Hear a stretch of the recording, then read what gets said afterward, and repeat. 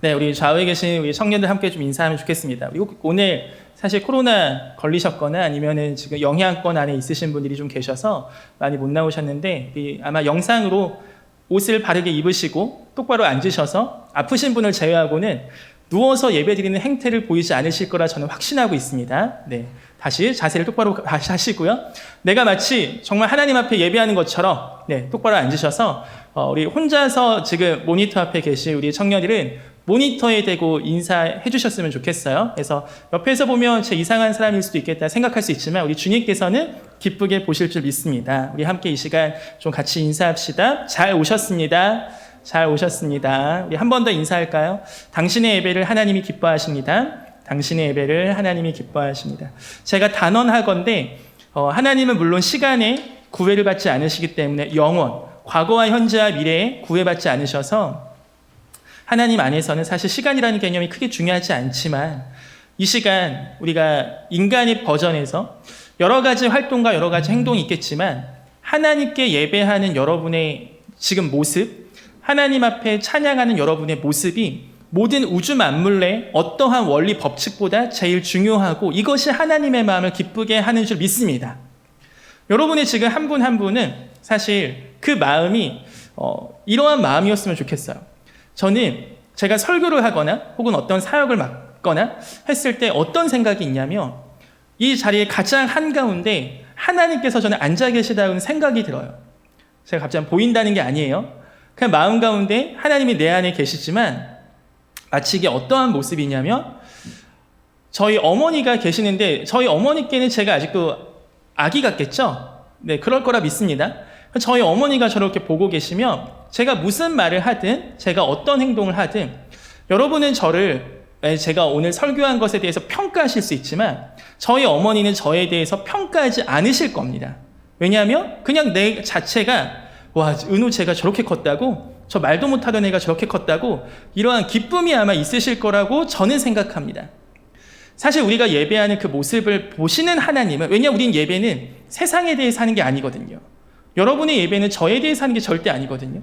여러분의 예배는 하나님께 하는 거예요. 그런데 하나님께서 보셨을 때 여러분이 예배하고 있는 모습은 세상의 그 어떤 보석과 다이아몬드 그 어떤 걸 갖다 대도 비교할 수 없는 겁니다. 왜냐하면 그거 하려고 하나님께서 자기 아들 죽이신 거거든요. 우리의 예배는요, 사실은 하나님의 구원이 목적입니다. 하나님 우리를 왜 구원하셨겠습니까? 우리와 이렇게 예배하고 우리가 하나님 앞에 나아가고 관계가 회복되고 하는 게 너무 좋으신 거예요. 하나님의 십자가에서 그렇게 고생하시고 그렇게 고난당하시고 이 땅에 오시고 한 모든 것의 목적은 사실 여러분이 오늘 하나님께 예배하고 우리가 영원히 하나님과 교제하는 그 천국에서의 삶, 그것을 하나님의 목적이셨어요. 자, 그렇다면 오늘 우리의 예배는 사실은 모든 세상의 원리보다 제일 중요한 거예요. 그리고 오늘 코로나 때문에 못 오신 우리 청년들, 아마 정말 교회 나오시고 싶으셨겠지만 못 오신 청년들, 사실 이번에 좀 걸리셔서 못 나온 청년들이 대부분 좀 약간 목자들 혹은 많이 섬기셨던 분들, 임원 막 이렇게 걸리셨더라고요. 그래서 한편으로는 이참에 좀 푹 쉬고 왔으면 좋겠다. 그래서 다시 다 힘들었던 거, 지쳤던 거 다 털어버리고 진짜 하나님 앞에 다시 한번 새로워지는 또 그러한 시간이 되길 소망합니다. 우리 이 시간 정말 같이 함께 기도 한번 하고 말씀 들으면 좋겠는데요. 우리가 한 가족으로 또 주님께서 부르셨으니까 아프고 지금 여러 가지 또 힘들고 또 이렇게 계속 일주일 동안 못 나가고 그랬던 분들도 여기 계시겠지만 좀 서로 위해서 좀 축복해주는 기도 잠시 하고 말씀드리면 좋겠습니다. 좀 같이 우리 좀 기도할게요. 그래서 생각나시는 분들 그리고 서로 위해서 이 시간 좀 간단하게 통성으로 이렇게 작은 목소리로 기도하고 제가 마침 기도하고 다시 말씀 전하겠습니다. 기도하겠습니다. 하나님 감사합니다. 우리가 지금 많이 한국이 신음하고 있습니다. 여러 가지 코로나로의 문제로 인하여 많은 사람들이 확진이 되어서 많은 의료진들이 고생하고 계시고 또 그것을 관리하는 우리 공무원분들 정말로 고생하고 계십니다. 하나님, 우리가 사람이 한계가 있어서 이 모든 것을 어떻게 알겠습니까?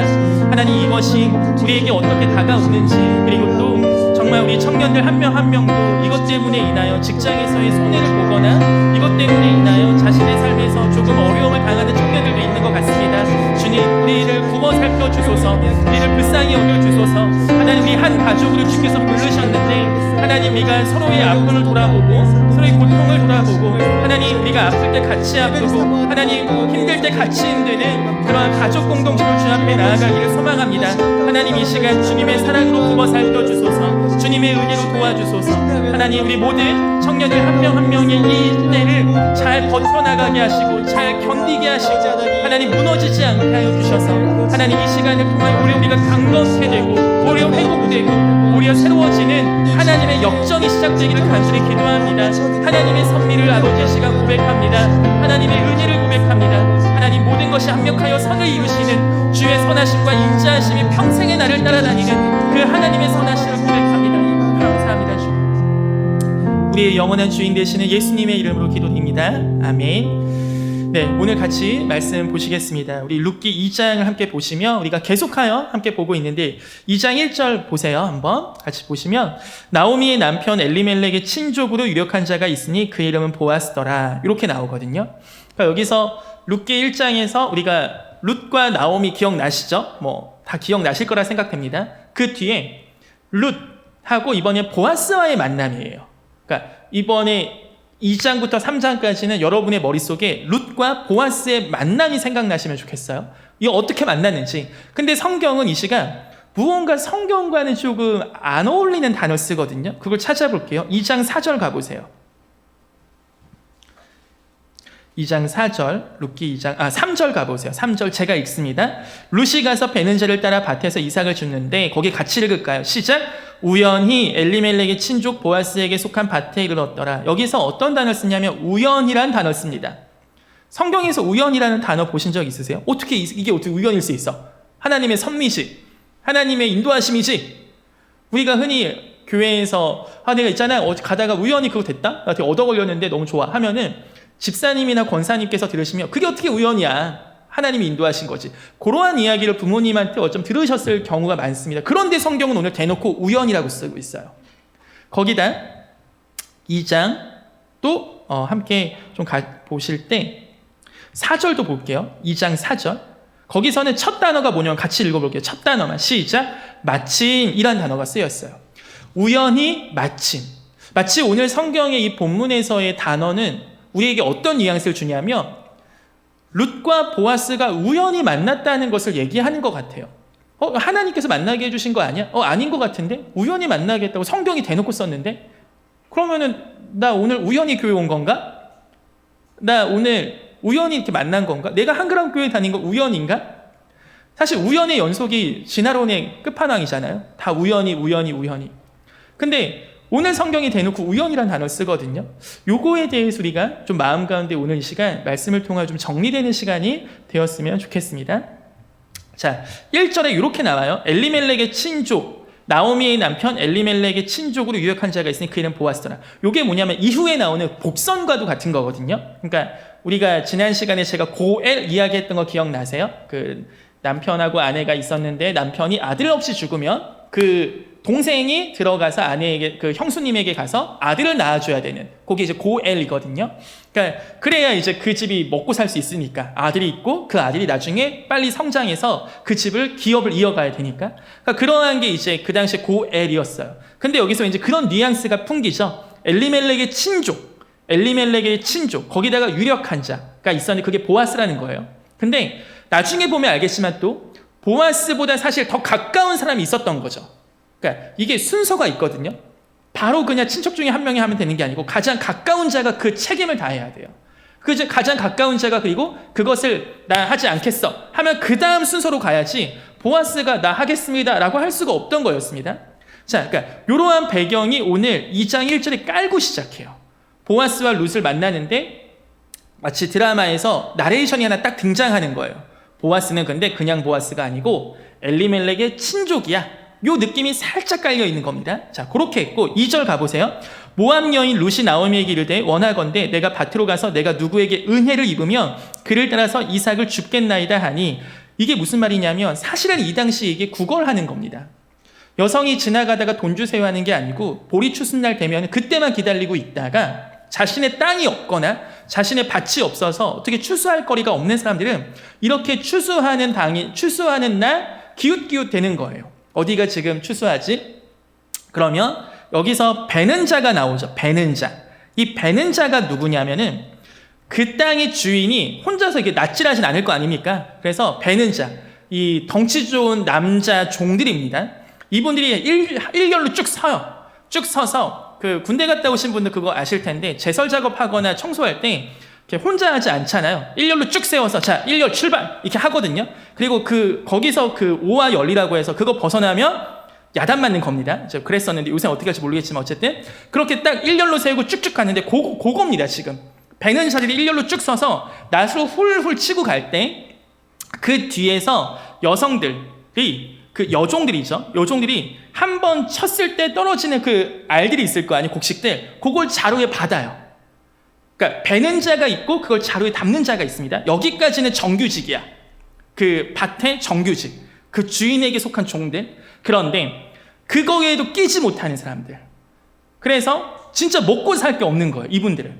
일자리도 없고 그러기도 취업도 안 되고 이분들은 진짜 하루 벌어서 하루 살아야 되는데 어떻게 하냐면은 그렇게 배는 종들과 요종들이 뒤에서 자루를 담아갈 때 한 번에 자루에 안 떨어질 거 아니에요. 그래서 땅에 떨어진 거 있죠. 그걸 줍는 사람이 있었던 거예요. 그게 오늘 룻이 그거 하겠다는 겁니다.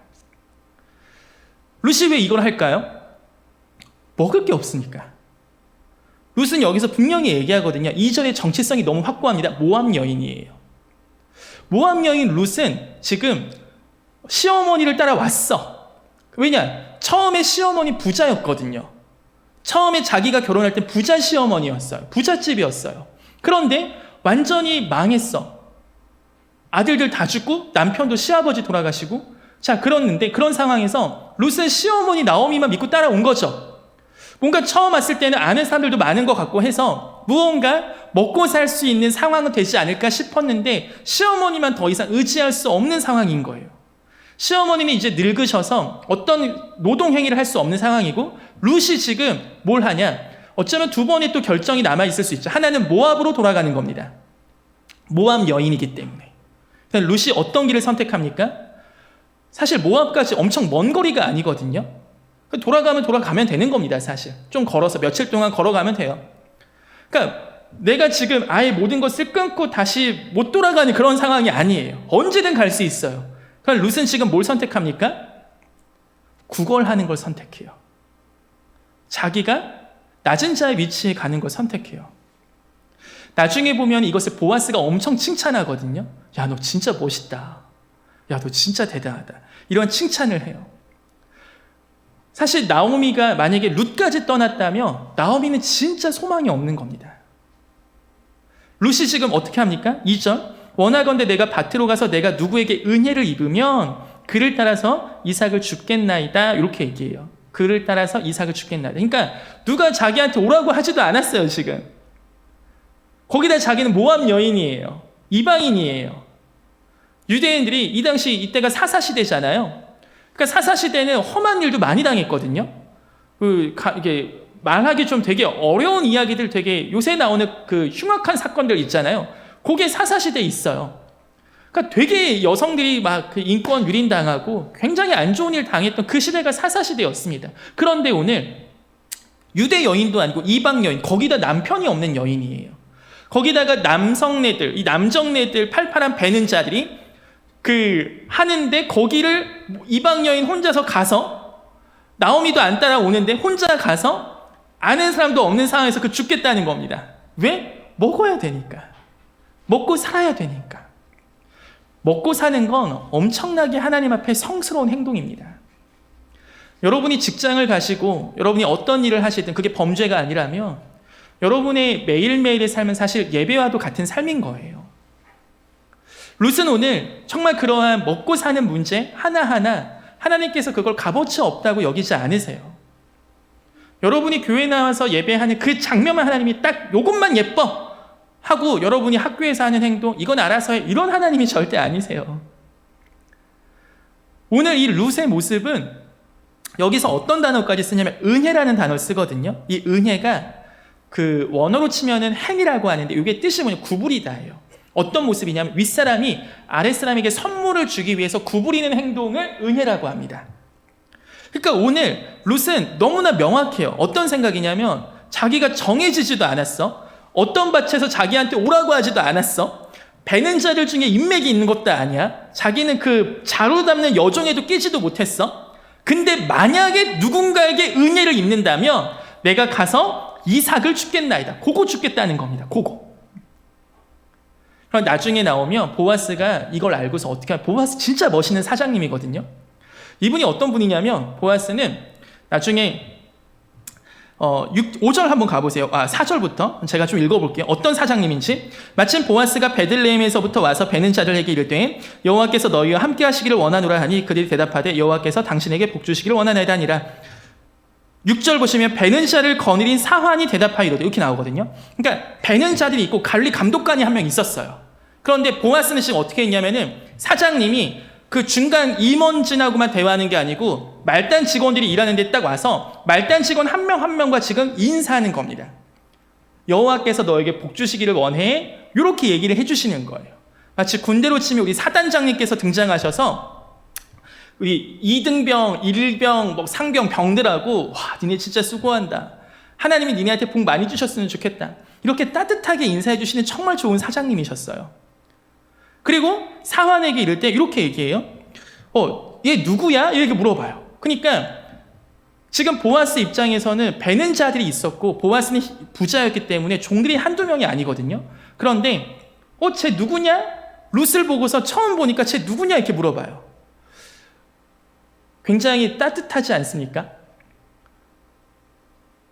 여러분이 만약에 큰 기업, 대기업에 다니는데 대기업 회장님이 처음 보는 사람을 알아본다는 건 뭐냐면 기존에 근무하던 아이들의 얼굴을 다 안다는 겁니다. 쟤 누구야 하니까 사환이 얘기하죠. 이는 나오미와 함께 모압 지방에서 돌아온 모압 소녀입니다. 그런데 그의 말이 나를 베는 자를 따라 단 사이에서 이삭을 죽게 하소서 하였고 아침부터선 잠시 집에서 쉰 후에는 지금까지 쉰 게 없습니다. 그러니까 룻은 진짜 성실하게 했어요. 그때 이 보아스가 야, 룻 있잖아. 제일 좋은 데서 죽게 해줘. 그리고 그거 땅에만 떨어진 거 하지 말고 좀 뽑아서 몇 개 더 줘.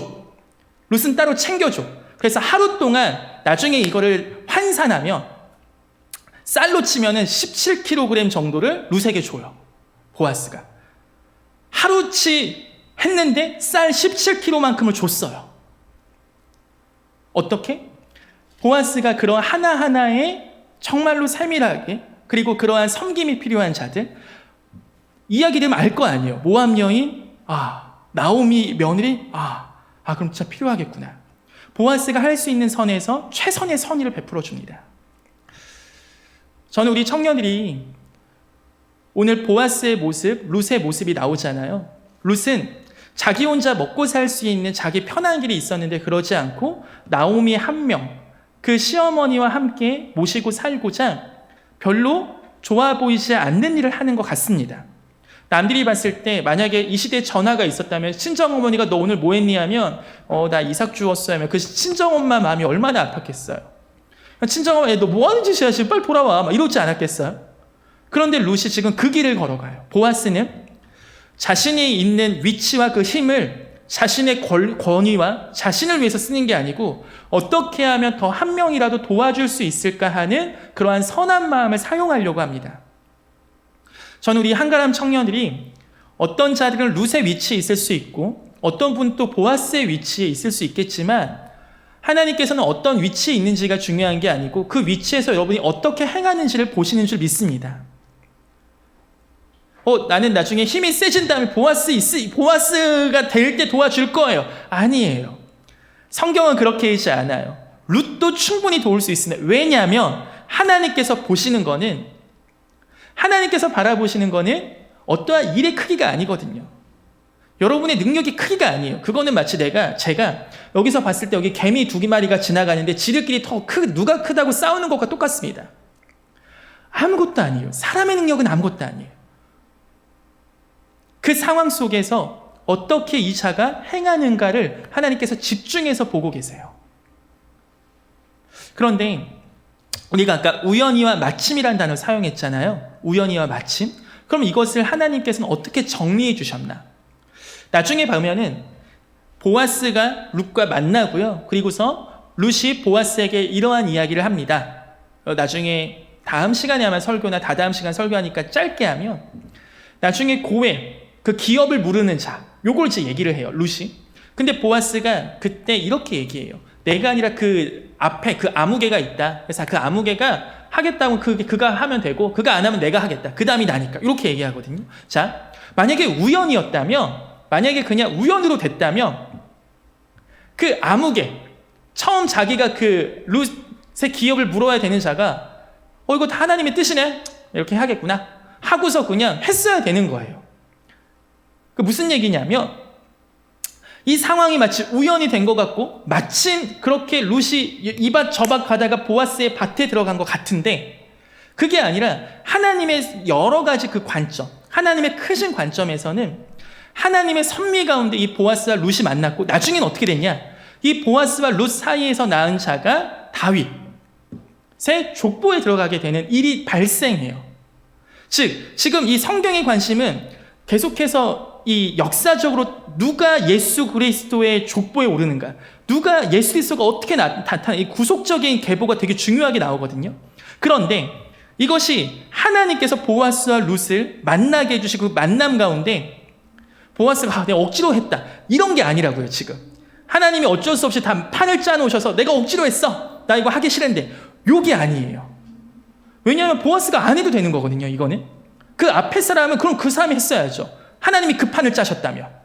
근데 그 사람은 거절합니다. 나는 안 하겠소. 손해볼 게 분명하니까. 근데 보아스는 한다고요.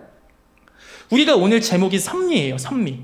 이 하나님의 섭리는 우리가 하나님에 대해서 배워갈 때 하나님이 하신 큰 일이 두 가지가 있습니다. 우리를 향해서. 그게 두 가지 중에 하나가 뭐냐면 창조와 섭리입니다. 물론 구속의 이야기는 다음 이야기. 창조와 섭리. 이게 뭐냐? 창조는 다 아시죠? 우리를 창조하신 것. 섭리는 우리의 삶 가운데 하나님이 인도하시고 이끌어 가시는 겁니다. 자, 요 섭리 이야기를 잠깐 구분 지을게요. 섭리에서 이 섭리를 바라보며 오해한 게 양 극단이 있거든요. 한 극단은 뭐냐면 하나님의 창조까지는 인정해요. 하나님 그래 창조하셨어. 그런데 섭리하시진 않아. 이게 뭐냐? 하나님이 있는 건 인정하는데 내 삶에는 하나님 끼어들지 않으셔요. 하나님이 내 삶을 보호한다? 이건 잘 모르겠는데, 하나님이 내 삶, 나는 하나님이 계신 건 인정. 오케이. 어떤 존재, 종교적인 존재로 인정. 근데 하나님이 내 삶에 인도하신다? No. 그건 아니다. 요게 나중에 보면은 중세에서 근대 넘어올 때 막 이신론이라 그래서, 얘기하면 복잡해지니까 그냥 간단하게만 얘기하면, 하나님이 창조한 거 오케이. 근데 하나님이 인간에게 이성을 주셔서 그 이성이 하나님의 역할을 대신한다. 요거거든요. 줄이면. 그러니까 하나님의 존재는 인정하는데 하나님이 내 삶에 개입하신 no. 섭리 인정하지 않아. 요게 섭리를 잘못 오해한 한 극단이고, 또 한 극단은 뭐냐면 과잉 해석. 이 모든 게 다 하나님의 뜻이야. 그래서 나의 운명은 정해져 있어. 운명론이 있어요. 다 하나님의 뜻이면 나 이미 정해진 거 아니야? 그럼 다 하나님이 다 알아서 하실 텐데 내가 뭐 열심히 할 게 뭐가 있어? 전도 왜 해? 이렇게 열심히 할 필요 뭐 있어? 열심히 살 필요 뭐 있어? 다 하나님이 정하신 뜻대로 되는 건데, 요게 이제 운명론이거든요. 운명론. 하나님이 다 판짜 놓으셨고 나는 어쩔 수 없어. 요게 이제 또 섭리를 잘못 이해한 하나의 운명론적 태도예요. 근데 섭리는 그게 아닙니다. 오늘 보아스와 룻은 하나님의 섭리를 어떻게 이해했냐면, 자신의 그 상황 속에서 룻은 룻대로, 보아스는 보아스대로 자신의 최선을 다하고 자신의 선을 행하며 하나님의 인애, 하나님의 햇세들을 베푸는 자리에서 있습니다. 우연히 만났어, 마침 했어. 이러한 상황 속에서 내가 어떤 일을 해야 되지? 이러한 상황 속에 내가 어떤 선택을 해야 되지 했을 때 무조건적인 모든 책임을 다 하나님께 돌려버리고 자기는 피하거나 그러지 않았어요. 만약에 하나님이 다 짜놓으셨고 우리가 할 건 없다 치면은 우리가 전도 왜 합니까, 솔직히? 근데 성경은 우리한테 전도하라고 쓰셨어요. 그리고 우리한테 순종하라고 하셨어요. 운명론과 섭리를 가장 구분짓는 그 가장 중요한 게 바로 사실 우리의 태도거든요. 여러분은 지금 하나님의 말씀을 운명론적으로 받아들이십니까? 아니면 하나님의 섭리로 받아들이십니까? 오늘 우리가 우연히 한가람교회 우리 어머니 아버지가 다니시다 해서 내가 여기 다닌 것 같아요. 우연히 우리 어머니 아버지가 한가람교회 장로님이셔서 집사님이셔서 우리 할아버지가 여기를 개척하셔서 내가 여기 있는 것 같아요 라고 우연이라고 얘기할 수 있어요. 그런데 그 우연히 밭에 나갔던 보아스는 룻을 보고 그런 헷세디를 발휘했고, 우연히 와보니까 나오미의 집에 자기가 시집에 와 있고 여기 왔는데 할 수 있는 게 그거밖에 없을 때 룻은 집에 돌아가지 않고 자신의 헤세드를 합니다. 자신의 인애를 베풀어요. 여러분도 어쩌면 우연히 이 한가람교회 청년부에 있을 수 있습니다. 어떠한 상황에서도. 그런데 이것을 여러분은 어떻게 해석하시고 어떻게 받아들이겠습니까? 나 진짜 싫은데 우연히 왔어. 마침 내가 와보니까 왔어. 그러고 시간을 계속 보내시겠습니까? 아니면 오늘 여러분이 하나님 앞에서 룻과 보아스와 같은, 그리고 하나님께서 우리에게 행해 주신 그 은혜의 삶을 우리가 살아가기를 기도하시겠습니까? 오늘 하나님은 여러분의 어떠한 룻이 했던 행동, 보아스가 했던 행동, 이것의 크기를 보시고 보아스가 더 많이 했구나, 룻은 조금밖에 안 됐구나 라고 하시지 않으세요. 이 성경은 보아스의 행동과 룻의 행동을 다 똑같이 칭찬하거든요. 자, 여기서 아까 보시면 2장 1절에 유력한이라는 단어가 나오죠. 거기 한번 밑줄 쳐보세요. 유력한. 요거 딱 기억해 주시고 룻기 3장 11절 가보세요. 룻기 3장 11절. 제가 한번 읽어볼게요. 룻기 3장 11절. 그리고 이제 내 딸아 두려워하지 말라. 내가 네 말대로 네게 대행하리라. 네가 현숙한 여자인 줄을 나의 성읍 백성이 다 아느니라. 여기서 현숙한이란 밑줄 쳐보세요. 이 현숙한과 유력한이 한국말로 좀 다른데 히브리어 원어로 하면 똑같아요. 하일이란 뜻이거든요. 이게 힘 있는 이런 뜻입니다. 힘. 성경에서는 보아스도 룻도 똑같이 힘 있는 남자, 힘 있는 여자 이렇게 얘기합니다. 어떤 힘? 누군가를 돕고 누군가에게 베풀고 누군가에게 나눠줄 수 있는 그 힘. 성경은 똑같이 평가해요. 5달란트, 2달란트, 1달란트 그 신약에 나오는 복음서에 나오는 예수님 비유 아시죠? 5달란트 받아서 그것을 막 장사하고 불려서 10달란트, 2달란트 하나님께, 주인에게 받아서 4달란트, 이렇게 한 사람들 하나님이 주인이 똑같이 칭찬해요. 그리고 뭐라고? 지극히 작은 것에 충성했으니 더 큰 걸 너에게 맡기겠다. 하나님 입장에서는 5달란트나 2달란트나 아무것도 아니거든요. 우리가 볼 때야 보아스, 룻 이렇게 보이지만, 즉 우리 가운데 하나님께서 원하시는 건 뭐냐면 여러분 마음 가운데 있는 그 여러분이 오늘 만나는, 내일 만날 여러분의 수많은 우연히 그 쌓여진 것, 모든 것을 보면서 마치 룻이 그것이 우연히 자기가 간 게 아니라 만약에 내가 은혜를 입는다면 이라는 표현과 같이, 내가 만약에 하나님께서 도와주신다면 이라는 그 표현과 같이, 하나님께서 너에게 복 주시기를 원하는구나 라는 표현과 같은 여러분의 마음에 그러한 분명한 입장이 정리되시길 소망해요. 여러분 청년의 때는 여러분의 입장 정리하는 때입니다. 저 예수님 믿습니다. 아니에요. 그걸로 부족해요. 예수님 믿는데 이 세상을 살아가는 세계관이 뭡니까 여러분의? 청년의 때에는 여러분이 입장 정리하는 겁니다. 사실은. 재정에 대한 입장 어떻습니까? 어떤 직장에 대한 입장 어떻습니까? 여러분의 기준이 어때요? 그거 다 정리하는 때잖아요.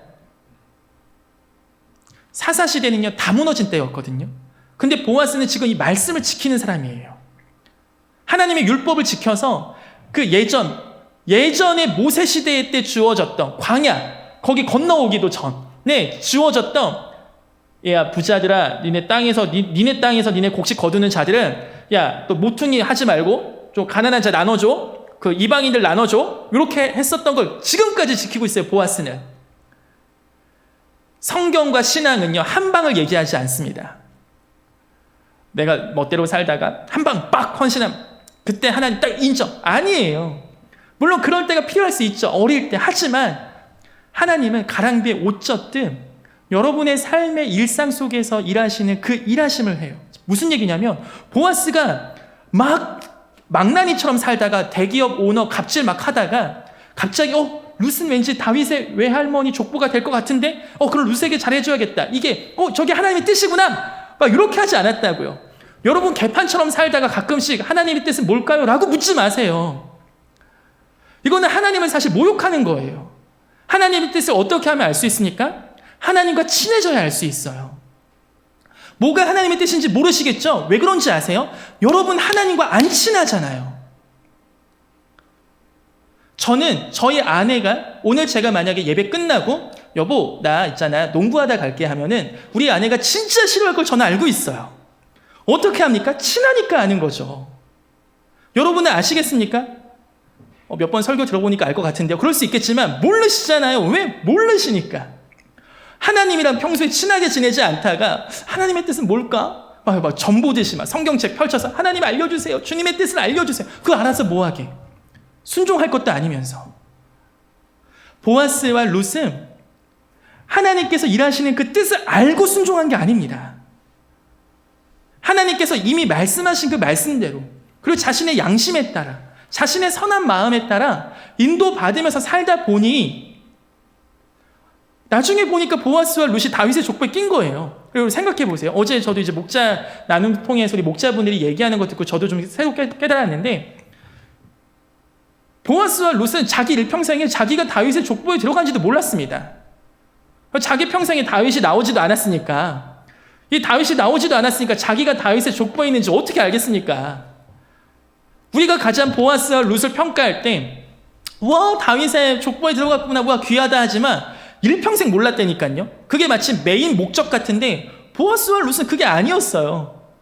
그냥 자신의 기업을 무르는 그리고 자신에게 주어진 율법을 섬기는 자신에게 주어진 사람들을 성실하게 대하는 그러한 삶을 살다 보니 하나님께서 그들을 그렇게 쓰신 거예요. 여러분 하나님과 한방 누리지 마세요. 그건 중고등부 때까지 끝입니다. 청소년 때 막 살다가 주님 만났어요. 감사해요. 그렇다면 이제 청년의 때는 매일매일 하나님과 동행하시는 것을 청년의 때 광야의 때 배우지 않으면 쉽지 않아요. 그 삶이 여러분에게 저는 정말 청년의 때 기도 제목이 되시길 소망합니다. 이 얘기가 여러분한테 무언가 그러니까 이걸 해야 돼요. 막 이런 거 아니에요. 그러니까 뭐 성경 공부를 해야 돼. 이런 단순한 행동적인 게 아니에요. 여러분 마음의 태도가 바뀌어야 되는 겁니다. 그냥 우연히 마침 하는 거 내가 우연히 갔어. 맞아. 우연히 갔어. 그게 아니라 날 창조하신 하나님이 나의 삶에 들어오시는구나. 나의 삶에 함께 하시는구나. 나에게 보여주신 저 사람을 하나님이 어쩌면 섬기라고 하시는 건가? 나에게 만나게 하신 직장, 내가 들어간 직장, 아무도 이 직장 하나님 거라고 얘기하지 않잖아요. 근데 우리는 선포하는 거예요. 이거는 하나님의 겁니다. 여러분 주식 살 때 기도하면서 사세요. 하나님 내가 주주가 됐습니다. 하나님 저는 이 회사의 주주로서 주님께 기도합니다. 이 회사가 아버지의 뜻대로 운영되게 하여 주소서. 근데 우리가 사는 그 모든 목적이 세상 사람들과 똑같다면 하나님께서 보실 때 무언가 한켠에 아쉬우실 수 있잖아요. 여러분이 가는 학교 아무도 인정하지 않아도 하나님 이 학교의 주인은 하나님이십니다. 아무도 인정하지 않아 여러분이 고백한다면 우리 하나님 마음이 얼마나 기쁘겠습니까? 여러분 청년의 때 청소년 때 하나님께 영광 돌리는 삶을 살고 싶다고 고백했죠. 그게 뭡니까? 노벨 평화상 받는 거요? 노벨 화학상 받는 거요? 그거 받으면 하나님 정말 영광 받으십니까?